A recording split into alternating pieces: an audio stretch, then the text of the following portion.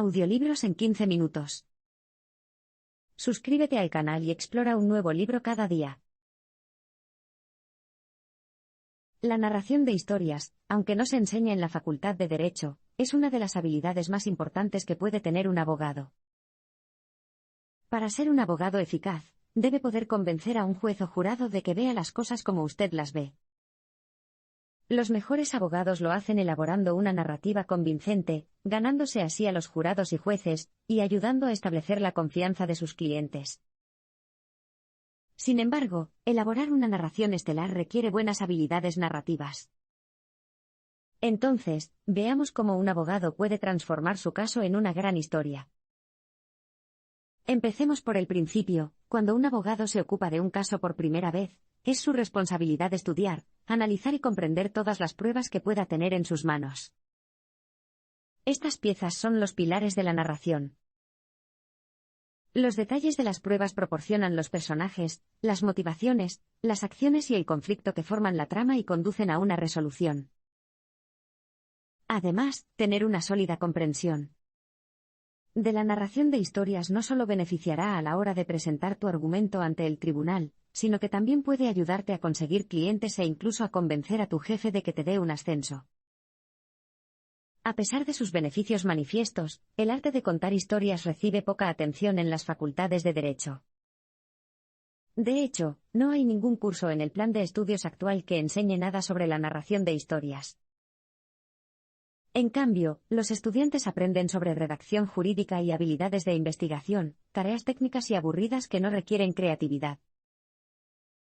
En resumen, por lo general son los propios abogados quienes deben complementar su educación en la Facultad de Derecho, y aprender las habilidades que les permitirán tejer historias convincentes. En un abrir y cerrar de ojos exploraremos estas habilidades, empezando por echar un vistazo a la génesis del antiguo arte de contar historias. Al incorporar algunas técnicas de los antiguos griegos, cualquier abogado puede ser un gran narrador de historias.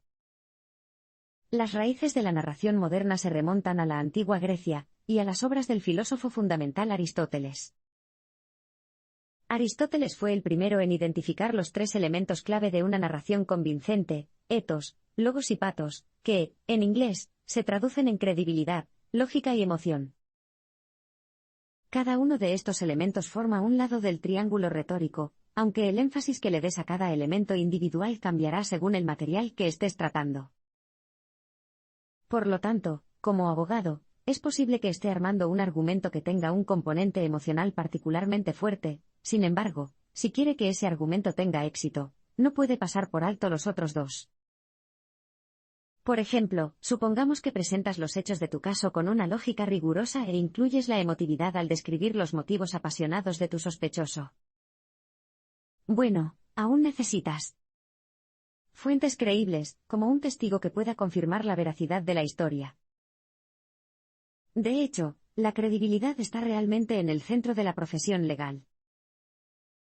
Es por eso que los abogados tienen que aprobar exámenes profesionales, como el examen de abogacía, antes de poder ejercer. Estos preliminares existen para que los clientes y los miembros del jurado puedan estar seguros de que la persona que argumenta un caso tiene un conocimiento experto de la ley. La eficacia de los testigos también depende de la credibilidad. Como abogado, es su trabajo demostrar que los testigos de la parte contraria no son creíbles, y asegurarse de que sus testigos expertos tengan una credibilidad irreprochable, de modo que el jurado confíe en su historia. Las apariencias también juegan un papel importante a la hora de establecer la credibilidad y dar una buena primera impresión. Si quieres borrar cualquier duda sobre tu credibilidad, debes mantener una apariencia elegante y una oficina ordenada, las cuales son tranquilizadoras para los clientes. Así que aléjate de cualquier comparación con Lionel Wood, y asegúrate de que tanto tú como tu oficina no estén desordenados ni desorganizados. Hay tres maneras en las que puedes infundir lógica y veracidad a tu historia. Cualquier abogado puede encontrar un perito capaz de proporcionar una falsa credibilidad. La lógica, por otro lado, es imposible de fingir. Puedes pensar en la lógica como la base de la verdad, una base sobre la que puedes construir una narrativa irreprochable. Hay 3 pasos para construir esta base. En primer lugar, identifique las partes del evento en cuestión en las que usted y la parte opuesta ya estén de acuerdo. En segundo lugar, regrese a antes del evento y encuentre más hechos innegables en los que todos puedan estar de acuerdo. Por último, el tercer paso para encontrar una lógica convincente para tu historia consiste en prestar mucha atención a la historia de tu oponente, e identificar las partes vulnerables que puedan aprovecharse razonablemente para ti. Este enfoque se utilizó bien en un caso de la Corte Suprema sobre si las cadenas de ADN podían patentarse o no. Al presentar su argumento, El fiscal cometió un pequeño error al sugerir que el ADN, como el oro, es algo que se produce de forma natural en el mundo, por lo que no se nos debería permitir patentarlo. El acusado vio esta apertura y le dio la vuelta a esta declaración defectuosa.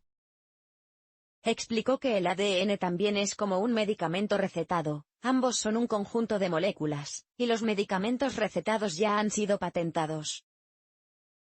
Aprovechando la lógica errónea de su oponente, ganó el caso y se permitió patentar la cadena de ADN en cuestión. Además, los 2 primeros pasos no son solo excelentes técnicas legales, sino también fantásticas técnicas de escritura. Por ejemplo, en un guión sobre los procedimientos legales posteriores al 11 de septiembre, el autor comenzó con lo que todos estaban de acuerdo sobre el suceso, que los Estados Unidos estaban profundamente consternados y deseosos de que se hiciera justicia. Luego dio el segundo paso, volviendo a los hechos ocurridos mucho antes del ataque. Tras estudiar el ataque de Japón a Pearl Harbor, y el posterior internamiento de estadounidenses de origen japonés, desarrolló una historia similar sobre los Estados Unidos después del 11 de septiembre, y la aterradora idea de los sitios negros de la CIA para albergar a presuntos terroristas. La emoción es el ingrediente final de una historia convincente. Si bien la emoción es un elemento crucial en cada historia, las figuras públicas actuales han demostrado que es fácil abusar de ella. Este es especialmente el caso de los políticos, que han llegado a confiar demasiado en el factor emocional cuando intentan conectarse con sus electores. Como resultado, sus mensajes son a menudo una mezcla de sentimientos que no están respaldados por la lógica. Sin embargo, la emoción sigue siendo una parte vital de la caja de herramientas de un narrador, siempre y cuando esté equilibrada por los demás elementos. Se puede encontrar un buen uso de la emoción en el caso de Kerry Kennedy, un miembro de la dinastía política de los Kennedy que fue acusado de conducir ilegalmente bajo los efectos de una pastilla para dormir. La defendía el abogado Gerald B. Lefcourt, quien encontró una forma eficaz de utilizar las emociones del jurado. Tras llamar a Kennedy al estrado, Lefcourt le pidió que proporcionara información sobre sus antecedentes familiares. Explicó que fue criada por una madre soltera después de la muerte de su padre. Lefcourt le preguntó entonces cómo había muerto su padre, y le abrió la puerta para que le explicara cómo su padre, Bobby Kennedy, había sido asesinado durante su candidatura a la presidencia. De repente, toda la sala del tribunal se dio cuenta del papel de Kerry en la trágica historia de la familia Kennedy. Si bien era completamente irrelevante para el caso en cuestión, la información puso sutilmente al jurado en su lugar sin hacer una petición directa de simpatía. 4 días después, Kennedy fue absuelto de todos los cargos. Es importante recordar que la emoción, más que la lógica y la credibilidad, puede ser lo más peligroso para tu historia. El autor lo sabe por experiencia propia. Cuando era un joven fiscal, el autor se enfrentó una vez a un acusado que había golpeado a su hija en público, y estaba seguro de que podría utilizarlas emociones del jurado en su beneficio. Su estrategia consistía en hacer que el acusado recreara el incidente mientras el autor sustituía a la hija. Pero la situación se fue de las manos cuando el autor recibió un golpe accidental en la cara, y sus gafas salieron volando por la habitación. Fue un error tan embarazoso que algunos de los miembros del jurado no pudieron evitar reírse, que era exactamente lo contrario de lo que él quería que hicieran. Afortunadamente, el incidente no le costó al autor el caso, a pesar de que, en ese momento, estaba convencido de que lo había arruinado. Al final, el jurado declaró culpable al acusado. Las emociones son una fuerza poderosa y, por lo tanto, requieren un toque delicado. Una vez que un abogado tiene una historia persuasiva, es hora de convertirla en una actuación. Pensar en su caso como si fuera una película puede ser útil de muchas maneras. Primero, debes idear el tipo de historia convincente con la que el público se identifique. Luego, quieres convertir esa historia en un guión. Después de eso, puedes encontrar a los actores que darán vida a tu historia. Si bien no hay reglas estrictas sobre cómo un abogado debe escribir la historia, hay algunos buenos ejemplos de los que aprender. Abundan los ejemplos del mundo real, pero también hay algunas películas fantásticas que ofrecen una visión increíble de cómo se puede escribir y narrar la historia de un caso en un tribunal de justicia. Un ejemplo clásico es Matar a un ruiseñor, pero también te vendría bien encontrar películas que traten de un caso similar al tuyo. Por ejemplo, si estuvieras intentando presentar un caso relacionado con la legislación laboral, podrías ver a un abogado entregar un guión perfecto ante un jurado en la película Pan y Rosas, del director británico Ken Loach. Después de todo, estás haciendo una actuación en un tribunal, por lo que tiene sentido aprender las técnicas de los mejores artistas que hay. También hay muchos libros que le contarán los secretos de los abogados exitosos, como cómo sostener su cuerpo y usar la voz. Pero leer sobre estas cosas no se compara con ver a un actor ofrecer una gran actuación. Los actores de cine y televisión saben cómo sacar el máximo provecho de un guión.